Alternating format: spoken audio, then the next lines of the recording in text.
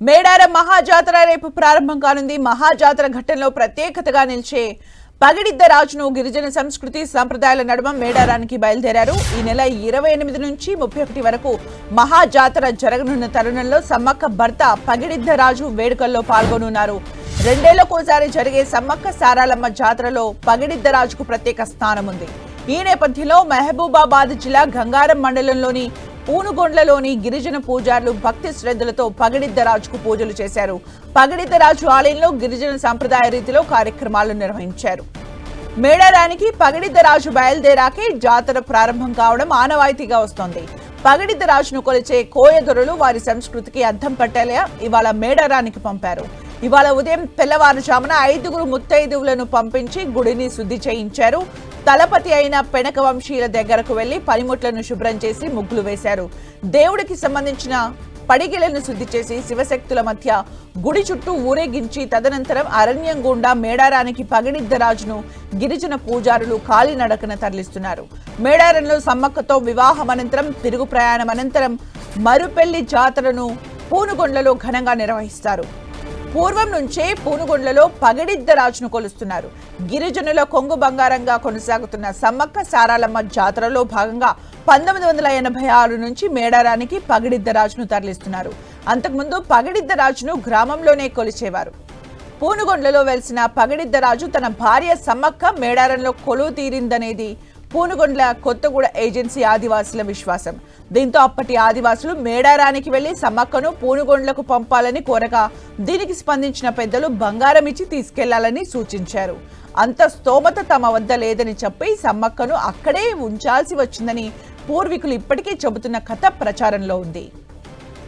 ఇక అప్పటి నుంచి మేడారంలో సమ్మక్క సారాలమ్మ జాతర కొనసాగుతుండగా పగిడిద్దరాజును పూనుగొండ్ల నుంచి తరలించే కార్యక్రమాన్ని గిరిజన పూజారులు చేపట్టారు. మహాజాతర నేపథ్యంలోనే పగిడిద్దరాజు దేవాలయానికి ప్రత్యేకంగా నిధులు మంజూరు చేశారు. ఇందులో భాగంగా ఆలయం ప్రాంగణాన్ని అందంగా తీర్చిదిద్దారు.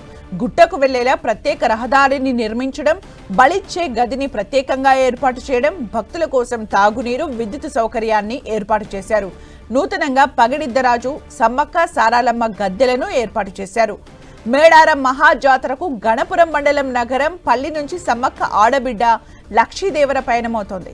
వనదేవత సమ్మక్క సారాలమ్మ చెంతకు చేర్చడానికి నాయకపోడు పూజారులు ఏర్పాట్లు పూర్తి చేశారు.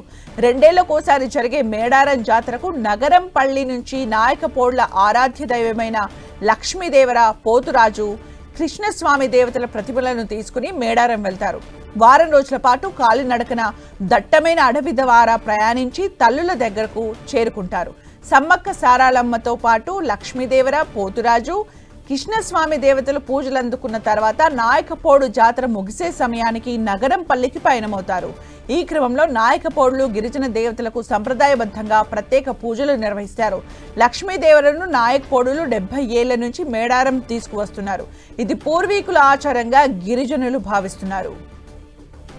ఆదివాసీ నాయకపోడు సంస్కృతి సంప్రదాయంలో భాగంగా వన జాతర తొలి దర్శనంగా ములుగులో వెలిసిల్లుతోన్న ఘట్టమ్మ తల్లికి ఎదురుకోడి పిల్ల పండుగను గిరిజనులు నిర్వహించారు. నాయకపోళ్ల ఆచార వ్యవహారాల మేరకు డప్పు చప్పుళ్లు, లక్ష్మీదేవర నృత్యాలు, గిరిజన సంస్కృతి సంప్రదాయాలతో ములుగులోని ఘట్టమ్మకు ఎదురుకోడి పిల్ల పండుగను చేశారు. మేడారం సమ్మక్క సారాలమ్మలను దర్శించుకునే భక్తులు తొలుత ఘట్టమ్మను దర్శించుకుంటే క్షేమంగా వెళ్లి లాభంగా వస్తారనేది గిరిజనులు, మేడారం భక్తుల విశ్వాసం.